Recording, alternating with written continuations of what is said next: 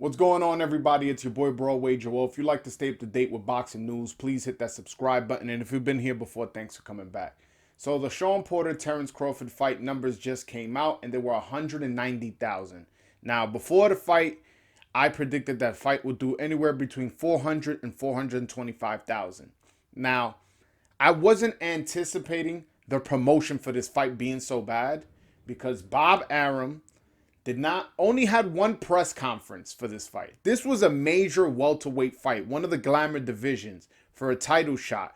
For the first time for a pound for pound fighter to have a legit test in the higher echelon of the welterweight division. And we only had one press conference, and it was right before the Tyson Fury Deontay Wilder fight, where obviously most eyes were focused on that. This fight deserved a multi-city tour. That's what Mayweather used to do. And I'm not comparing Terence Crawford to Mayweather, but what I'm trying to say is when you're trying to sell a fight, you sell it in multiple cities. This should have been a multi-city tour. It should have been in Vegas. Should have been in LA, New York, Chicago, Miami, Houston. 5, 6, 7 city tour. This fight deserved that kind of treatment. I don't know how expensive a press conference is, but it can't be that expensive, especially when you know it's going to benefit you at the end, you know? You got to spend money to make money. Also, ESPN, this is on your network. Why wasn't Bud Crawford and Shawn Porter on First Take? Why weren't they on Get Up? Why weren't they on all these nationally, possibly internationally streamed shows? Why weren't they being interviewed? Well, I felt like ESPN almost forgot that this was going to be a fight. This was going to be something where they could potentially make money. This was a bad promotion on ESPN too. Also, getting back to Top Rank, they didn't really start promoting until the week of the fight. I didn't see any posters around New York City. I work in Manhattan. I live in Queens. I be in Brooklyn all the time.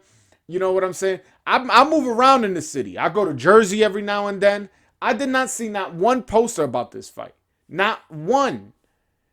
I barely saw any commercial. Only started seeing commercial in the week of the fight. Then I only started seeing those blood, sweat, and tears like 24/7 type documentaries that you guys make. I only started seeing that a week out of the fight. I was going to buy this pay-per-view no matter what, and I instructed people to buy the pay-per-view. I instructed people not to illegally stream it.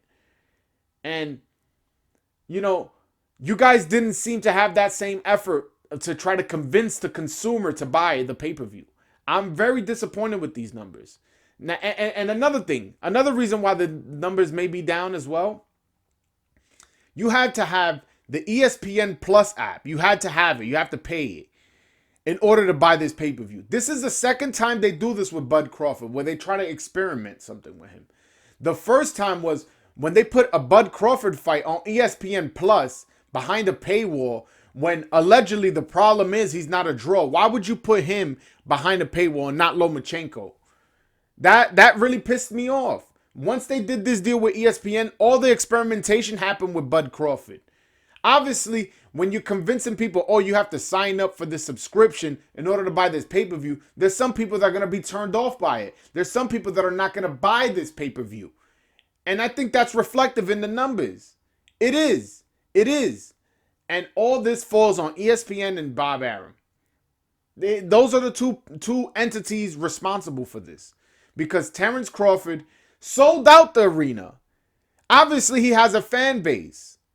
He has a fan base. It would not have been a sold out arena if he was not a popular fighter. He is somebody who Top Rank and ESPN, well, let me leave ESPN out of it. Somebody that Top Rank doesn't know how to promote. And I'm so glad he's a free agent because this guy is a gentleman. He scores knockouts. He's entertaining. Yeah, can he be grumpy outside the ring sometimes? Yes, but okay, that's one thing you can work around with. Why don't you promote that he's a family man? Why don't you promote that he's been with his wife and once he got the money, he didn't leave her? Why don't you promote that? Promote that he's a good guy because he is. That's the thing. I'm so disappointed with these numbers. I'm so disappointed with, kind of like this was like kind of like a barometer as to where boxing is. And it looks like it's in a bad space if this fight is only doing 190,000. Now, again, the undercard didn't have any notable names. I did say it was going to be a decent undercard, which it wasn't. But, and I already explained why I thought it was going to be decent in a previous video. But there was no recognizable names on the undercard either. So it wasn't like you had like a Navarrete, somebody who's maybe not a superstar, but a recognizable name. There was nobody like an Oscar Valdez or Shakur Stevenson or, you know, name any other top ranked, you know, champion that, you know, we're familiar with that could have been on the undercard to boost up the sales.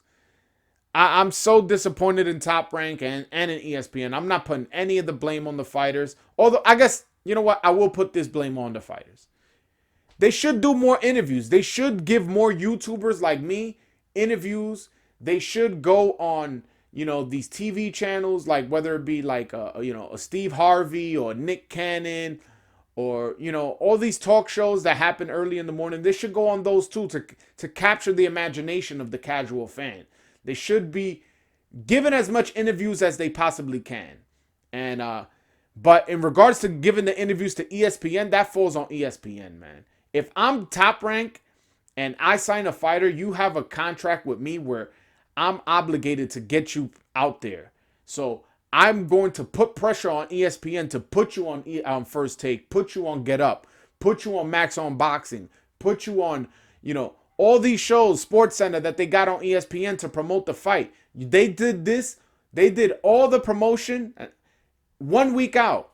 And it's reflective in the numbers. And I'm very disappointed. Now, one thing that we do got to take into consideration is this fight is now, since it was an ESPN Plus exclusive, they don't have to split the pay-per-view revenue with the cable company. They can just keep it amongst ESPN and Top Rank. So they probably did recoup everything they invested. The main event was only, I believe, 10 million, 6 million for Crawford, 4 million for Shawn Porter. So that's 10 million right there. If it sold 190,000 times 70, that's somewhere around 13 million. Plus, that's not including the gate and the sponsorship, the international rights of the fight that, you know, got sold. So they definitely did come up positive, but this will affect Terence Crawford in the negotiating table when he goes to negotiate with Terence Crawford. And to be honest, this almost cemented that there's no way Terence Crawford could come to the table and ask for anything more than 60-40. He has to take that sacrifice to get in the ring with him. Kind of like what Sugar Ray Leonard did with Marvin Hagler. He took less money, but he got all the advantages in the ring. You know, he got a bigger ring. He got it to be 12 rounds instead of 15 rounds. I think that, you know, Terence Crawford should go that route. Take less money and make sure the fight is at a neutral ground and that everything is in place as far as weight and ring size in your favor, and go that route. All right, guys, that's my video. Leave a comment in the comment section what you think of the pay-per-view numbers. Did you expect this to do that amount? Are you surprised that it went this low? Are you angry? What is your feelings about the pay-per-view numbers doing only 190,000? But all right, guys, that's my video. Make sure you hit that subscribe button. Follow me on Twitter @_BroadwayJoel and hit that like button. Help me out with the algorithm. All right, guys, until next time. Peace.